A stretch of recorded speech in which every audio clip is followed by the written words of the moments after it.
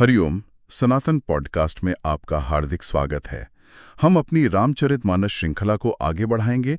पिछली चर्चा में हमने उस दुविधापूर्ण स्थिति को समझा था जहां माता सती भगवान शिव के बार बार समझाने के बावजूद अपने पिता दक्ष प्रजापति के यज्ञ में जाने का निश्चय कर लेती हैं। आज की चर्चा वहीं से आगे बढ़ती है। आज हम उस बहुत ही मार्मिक और हृदय विदारक प्रसंग में उतरेंगे जहां भक्ति, स्वाभिमान और अपमान का एक गहरा द्वंद्व देखने को मिलता है।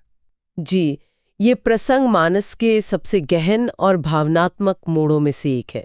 मतलब यह केवल एक पारिवारिक कलह की कथा नहीं है। गोस्वामी तुलसीदास जी ने इसके माध्यम से अपमान की पीड़ा, स्वाभिमान की अग्नि और धर्म के उन सूक्ष्म सिद्धांतों को छुआ है जो अक्सर हमारे ध्यान से चूक जाते हैं।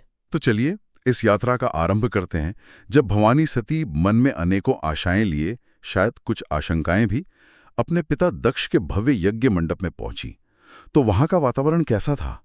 मतलब एक बेटी इतने समय बाद अपने घर आई थी, उनका स्वागत किस प्रकार हुआ? देखिए, कथा की पहली चोट यहीं लगती है।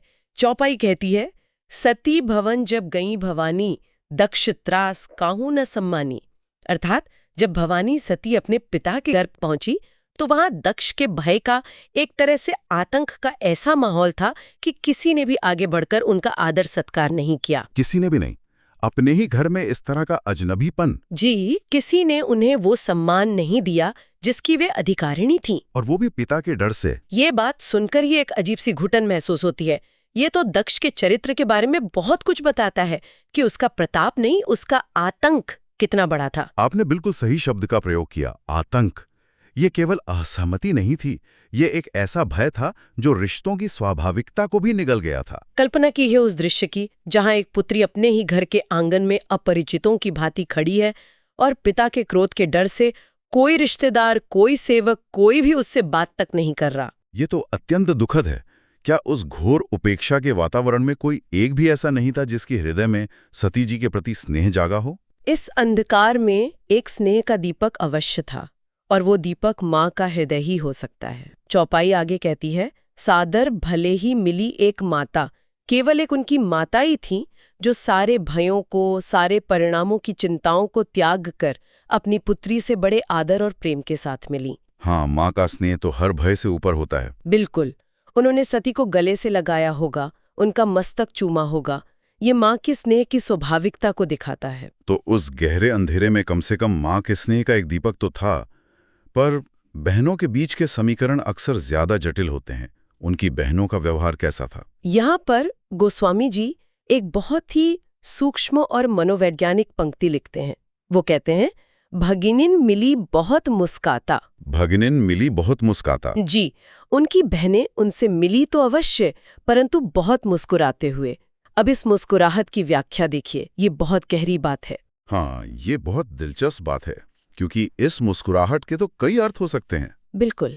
क्या ये सच्चा हार्दिक स्नेह था, या ये एक व्यंग्यात्मक मुस्कान थी जो बिना कुछ कहे ये कह रही हो कि देखो, पति के मना करने पर भी आई ही गई? सही बात है। अक्सर ऐसे पारिवारिक तनाव में जो लोग सीधे तौर पर विरोध नहीं कर पाते, वो इसी तरह के व्यंग या मुस्कुराहटों में अपनी बात कहते हैं। जी, ये पंक्ति हमें उस असहज वातावरण का पूरा अनुभव करा देती है जहां शब्दों में नहीं बल्कि भाव भंगिमाओं में तनाव घुला हुआ था। वो स्वागत था या उपहास, ये निर्णय गोस्वामी जी पाठक पर छोड़ देते हैं। ये तो सचमुच बहुत जटिल स्थिति है। एक ओर माँ का निश्चल प्रेम, दूसरी ओर बहनों की वो रहस्यमयी मुस्कान। पर इन सब में सबसे महत्वपूर्ण उनके पिता दक्ष का व्यवहार कैसा रहा? पिता का व्यवहार तो अपमान और तिरस्कार की पराकाष्ठा था। मानस में लिखा है, दक्ष न कछु पूछे कुशलाता, सती बिलो की जरे सब गाता। उन्होंने कुशलता तक नहीं पूछी। नहीं, एक पिता के लिए इससे अधिक कठोर व्यवहार क्या हो सकता है कि वो अपनी बेटी से ये भी न पूछे कि पुत्री तुम कैसी हो। उसका अहंकार इतना बड़ा था कि उसने पिता होने का न्यूनतम कर्तव्य भी भुला दिया। और चौपाई का दूसरा भाग तो और भी भयावह लगता है, सती ही बिलो की जरे सब गाता। इसका क्या अर्थ है? इसका अर्थ है कि सती को देखकर दक्ष के सारे अंग मानो ईर्ष्या और क्रोध की अग्नि में जल उठे। ये केवल नाराजगी नहीं थी, ये तो घृणा है। बिल्कुल, ये एक गहरी घृणा और विद्वेष का प्रतीक था जो अपनी ही संतान के प्रति उसके मन में भरा हुआ था। उसकी आंखें स्नेह से नहीं बल्कि क्रोध से जल रही थीं। इस घोर अपमान के बाद सती जी ने क्या किया? उनके मन में क्या चल रहा होगा? इतनी उपेक्षा के बाद तो कोई भी टूट जाएगा। इस उपेक्षा के बाद सती जी यज्ञ स्थल की ओर गईं। शायद उनके मन में अब भी एक बहुत ही क्षीण आशा रही होगी। क्या आशा? हो सकता है उन्होंने सोचा हो कि ठीक है, मेरे पिता मुझसे रुष्ट हैं, पर यज्ञ तो देवताओं का है, वहां मेरे पति जो देवों के भी देव हैं, महादेव, उनका स्थान तो अवश्य होगा। अच्छा, वो ये देखने गईं कि यज्ञ की व्यवस्था कैसी है। शायद वहां उन्हें अपने पति का सम्मान दिख जाए। एक आखिरी उम्मीद लेकर वो यज्ञशाला की तरफ गईं। जी, और जब वे यज्ञस्थल पर पहुंची तो उन्होंने जो देखा वो उनके हृदय को पूरी तरह से विदीर्ण कर देने वाला था। चौपाई कहती है, सती जाए देखे हूं तब जागा, कतहू न दीख शंभुर कर भागा। कहीं भी शंभू का भाग नहीं दिखा। कहीं भी नहीं। उन्होंने देखा कि वहां ब्रह्मा, विष्णु, इंद्र, सारे देवों, बड़े बड़े ऋषियों, सबके भाग तो विधि विधान से रखे हुए थे, परंतु पूरे यज्ञ मंडप में भगवान शिव का कोई स्थान ही नहीं था। यहां तक तो अपमान व्यक्तिगत था सती के प्रति, लेकिन जब उन्होंने यज्ञ में शिव का भाग नहीं देखा तो ये अपमान, ये तो सार्वजनिक हो गया। आपने बिल्कुल सही बिंदु पकड़ा है। ये कोई भूल नहीं थी, ये एक सुनियोजित सार्वजनिक अपमान था जो यज्ञ जैसे पवित्र अनुष्ठान के माध्यम से किया जा रहा था। दक्ष सबको ये दिखाना चाहता था कि उसकी दृष्टि में शिव का कोई स्थान नहीं है। जी, और जैसे ही सती ने ये दृश्य देखा, मानस कहता है, तब चित चढ़ेओ जो शंकर कह्यो। तब उनके मन में वो सारी बातें एक एक करके याद आ गईं जो भगवान शंकर ने उन्हें कैलाश पर कही थीं। वो सारी चेतावनियां, वो सारे तर्क जो उन्होंने नहीं माने थे। वो पीड़ा तो और भी गहरी हो जाती है जब हमें ये बोध होता है कि जिसे हम प्रेम करते हैं वो सही था और हम गलत थे। जी। उन्हें ये बोध हो गया कि उनके पति ने उन्हें यहाँ आने से क्यों रोका था। उनका एक एक शब्द, उनका एक एक अनुमान अक्षरशः सत्य सिद्ध हो रहा था, और इस बोध ने, इस सत्य के साक्षात्कार ने उनके भीतर आत्मग्लानि और अपमान की एक मिश्रित अग्नि प्रज्वलित कर दी। और फिर आगे लिखा है, प्रभु अपमानु समुझ और दहेउ। अपने स्वामी, अपने प्रभु का ऐसा सुनियोजित अपमान समझकर उनका हृदय जल उठा। ये केवल दुख नहीं था, ये दाह था।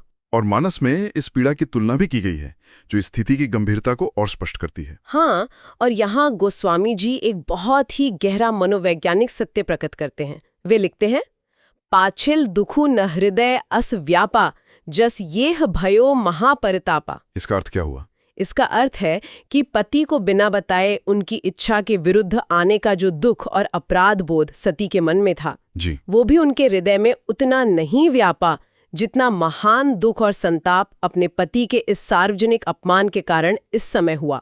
ये बात तो किसी भी गहरे रिश्ते पर लागू होती है। अपने प्रिय का अपमान खुद के अपमान से ज्यादा छुपता है। बिल्कुल, और इसी बिंदु पर तुलसीदास जी अपमान के स्वरूप पर एक सार्वभौमिक सूत्र देते हैं।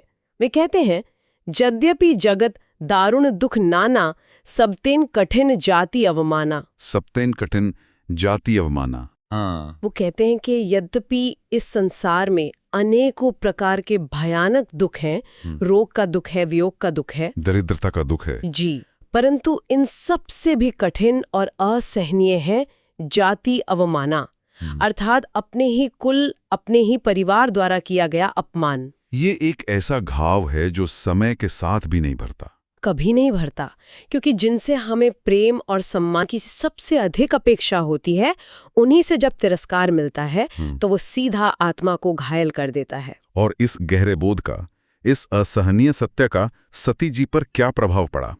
उनकी मनस्थिति अब कैसी थी? जब सती जी ने ये समझ लिया कि ये केवल उनके पति का नहीं, बल्कि स्वयं उनका, उनके प्रेम का, उनके निर्णय का और स्वयं महादेव के पद का अपमान है, और ये सब उनके अपने पिता ने किया है, जी, पूरी सभा के समक्ष, तो उनके भीतर का सारा दुख, सारी पीड़ा, सारी आत्मग्लानि अब प्रचंड क्रोध में परिवर्तित हो गई। उनकी माता ने उन्हें समझाने का प्रयास तो किया होगा, बहुत किया, उन्हें शांत करने की कोशिश की, परंतु जब स्वाभिमान पर इतनी गहरी चोट लगती है तो कोई भी सांत्वना, कोई भी तर्क कार्य नहीं करता। तो उस समय वे किसी की बात सुनने की स्थिति में नहीं थी। बिल्कुल नहीं। उनकी चेतना अब केवल उस अपमान पर केंद्रित थी। मानस का अगला दोहा इस स्थिति का सटीक वर्णन करता है। शिव अपमानो न जाई सही, हृदय न होई प्रबोध। शिव का अपमान सहा नहीं जा रहा था। और किसी भी प्रकार के समझाने बुझाने से उनके हृदय को शांति या बोध नहीं मिल रहा था। उनका विवेक, उनकी सहनशीलता, सब कुछ उस अपमान की ज्वाला में भस्म हो चुका था। तो जब सारे रास्ते बंद हो गए तब उन्होंने क्या किया? तब सती ने एक दृढ़ और कठोर निर्णय लिया। दोहे का उत्तरार्ध है, सकल सभे ही हटकित, तब बोली बचन सकोप। उन्होंने पूरी सभा को डांटा। जी, वे उस भरी सभा के बीच में खड़ी हुई। उन्होंने पूरी सभा को हठपूर्वक डांटा, उन्हें चुप कराया और फिर क्रोध से भरे हुए वचन कहे। जी, एक शांत सौम्य देवी का वो रौद्र रूप था जो अपने पति के सम्मान और धर्म की रक्षा के लिए प्रकट हुआ था। हाँ। और ये क्षण बहुत महत्वपूर्ण है। हाँ, ये हमें सिखाता है कि कभी कभी मौन को तोड़ना और कठोर शब्दों का प्रयोग करना भी आवश्यक हो जाता है। बिल्कुल। सती का ये क्रोध व्यक्तिगत अहंकार के लिए नहीं था, ये क्रोध सैद्धांतिक था। ये उस अधर्म के विरुद्ध था जो यज्ञ के पवित्र मंच पर उनके अपने पिता द्वारा किया जा रहा था। और उन्होंने केवल अपने पिता को नहीं बल्कि पूरी सभा को फटकारा। जी, उस पूरी सभा को जो इस अधर्म को चुपचाप देख रही थी और उसका हिस्सा बन रही थी। उनका क्रोध उस मौन सहमति के विरुद्ध भी था जो अन्याय को पनपने का अवसर देती है। आज की चर्चा वास्तव में बहुत ही मार्मिक और गहन थी। हमने देखा कि कैसे सती ने अपने पति के सम्मान के लिए अपने पिता, अपने कुल और पूरी देव सभा का सामना करने का साहस दिखाया। ये कथा हमें सिखाती है कि अपमान की पीड़ा संसार के सभी दुखों से बढ़कर होती है, विशेषकर जब वह अपनों से मिले। बिल्कुल। और ये भी कि धर्म और स्वाभिमान की रक्षा व्यक्ति का सर्वोपरि कर्तव्य है, जिसके लिए बड़े से बड़ा त्याग भी छोटा पड़ जाता है। जी। और ये चर्चा हमारे श्रोताओं के लिए कुछ विचारणीय प्रश्न भी छोड़ जाती है। जैसे पहला, अपमान की अग्नि व्यक्ति के विवेक और उसके संबंधों को किस सीमा तक जलाकर राख कर सकती है? और दूसरा, क्या धर्म की रक्षा के लिए क्रोध का प्रदर्शन, जिसे हम धार्मिक रोष कह सकते हैं, कभी-कभी न केवल उचित बल्कि अनिवार्य हो जाता है? ये बहुत गहरे प्रश्न है। इन प्रश्नों पर विचार अवश्य कीजिएगा, क्योंकि ये केवल पौराणिक कथा के प्रश्न नहीं, हमारे आज के जीवन के भी यथार्थ हैं। तो हमें आशा है कि आपको हमारी आज की चर्चा पसंद आई होगी। सनातन धर्म से संबंधित ऐसी ही और चर्चाओं के लिए हमारे चैनल को अवश्य सदस्यता लें। धन्यवाद। जय श्री राम।